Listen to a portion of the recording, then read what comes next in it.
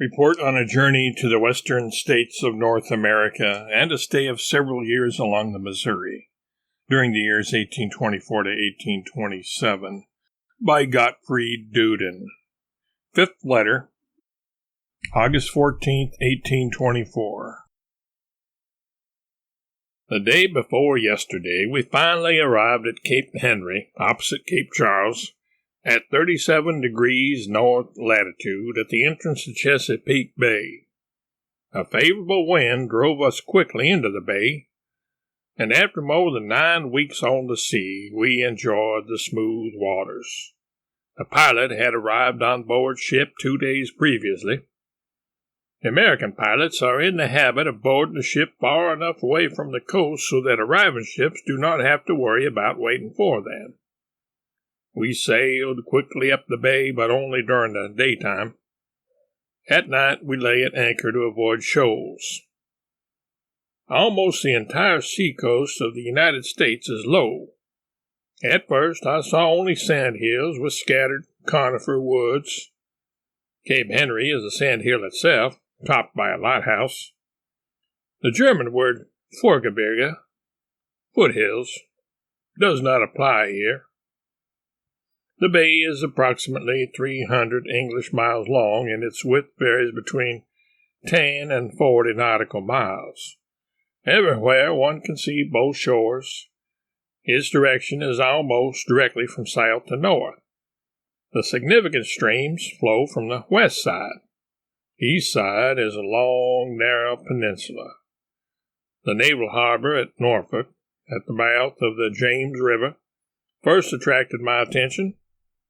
A better place for warships could scarcely be found. Nevertheless, it will require much money and time to complete the projected gigantic fortifications. We had scarcely passed the mouth of the James River when we caught sight of that of the York.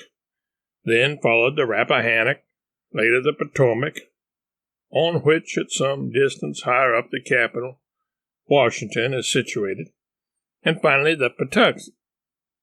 The shores of the bay remain low and level for a long distance. Later they rise, especially on the west, and afford beautiful views. Here everything has long been private property, and the land is more expensive than along the large rivers of Germany.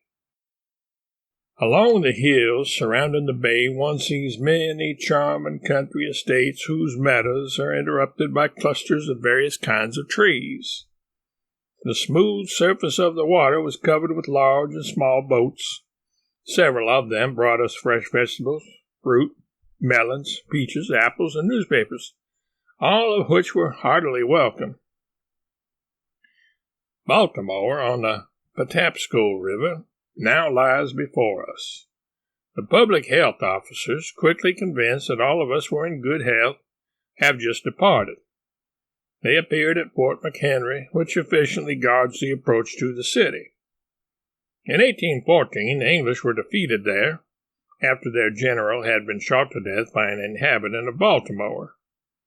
Because the shores of the Patapsco rise high and steeply in terraces, and because the city is built both along the shore and on the heights in the form of an amphitheater, it is a beautiful sight for the traveler approaching from the southeast.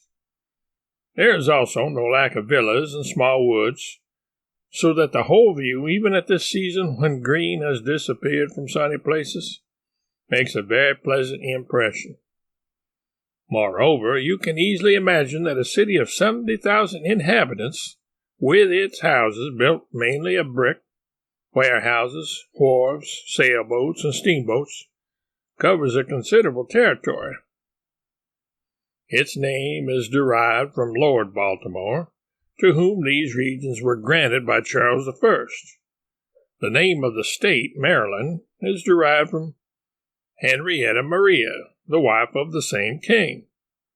The capital is not Baltimore, but the much smaller city of Annapolis.